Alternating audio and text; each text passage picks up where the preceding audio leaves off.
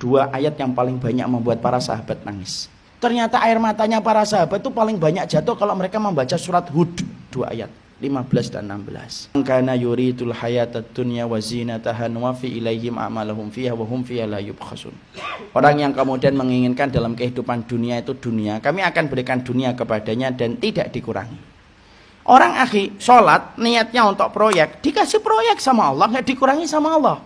Ustadz, ada kok teman saya itu dia itu sedekah untuk bisnisnya berhasil. Ya memang dikasih sama Allah, bisnisnya itu berhasil. Kenapa? Allah memperlakukan kita sesuai dengan niat yang kita tanam. La yubkhasun, tidak dikurangi oleh Allah. Ada orang kemudian sholat tahajud supaya kemudian tokonya laku. Ya tokonya laku, dikasih sama Allah.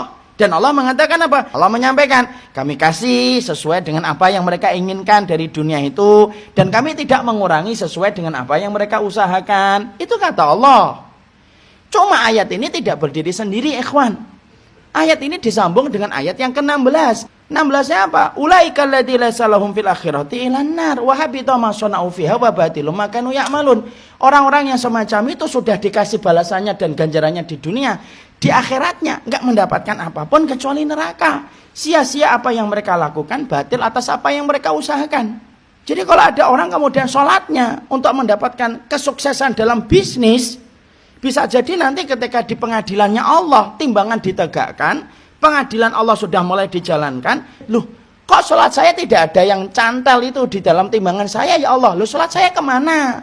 Allah jawab, nah sholat kamu kan untuk proyek, dan aku sudah jadikan proyek kamu berhasil kan? Saya dakwah tiap hari, kok nggak ada ini? Bukan niat pertama kamu untuk dakwah itu kan untuk cari kekayaan. Sudah aku kayakan kan dirimu dengan apa yang kamu kemudian terima? Loh, saya sholat duha tiap hari. Allah jawab, loh, sholat duhamu itu kan supaya kemudian ketika kamu lagi merintis bisnis, bisnismu sukses. Loh kan sudah aku jadikan bisnis kamu sukses di dunia. Emang kamu lupa kamu ini sukses dalam bisnisnya ketika di dunia? Allah itu berinteraksi sesuai dengan niat yang kita tanam, ikhwan. Kalau antum kemudian puasa sunnah, antum sholat tahajud dan lainnya itu supaya kemudian antum mendapatkan sekeping dari kenikmatan dunia, dikasih sama Allah. Tapi ingat ya, di akhiratnya nggak dapat apa-apa. Kenapa? Sudah disegerakan oleh Allah di dunia. Makanya sampai-sampai para sahabat Nabi itu kalau makan kurma nangis. Kalau ditanya kenapa nangis? Dua sebab. Satu, karena kurma kami lebih gede daripada kurma yang dimakan Rasul. Dua, karena mereka khawatir, ya Allah jangan-jangan balasan ibadah kami itu sudah Allah kasih dengan kurma-kurma enak yang kami nikmati ketika di dunia. Jangan-jangan di akhiratnya sudah tidak ada lagi balasan. Saking sensitifnya sama cinta akhirat itu sampai perkara kecil itu dipikirkan mendalam oleh mereka. Kalaupun antum meniatkan ibadah ini untuk akhirat, pasti dapat kok dunia itu. Kenapa gitu Ustaz? Karena properti akhirat itu harganya tidak terbatas. Luar biasa mahal. Kalau yang mahal aja antum dapat, apalagi properti dunia yang harganya recehan dibandingkan dengan kenikmatan akhirat, yaitu surga. Jangan-jangan kita itu selama ini ibadah tapi cita rasanya cita rasa dunia. Kalau orang jatuh cinta sama dunia itu enggak.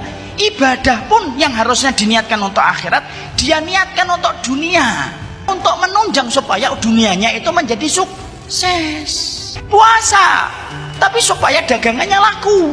Sedekah supaya kemudian dia mendapatkan profit dan mendapatkan keuntungan yang besar.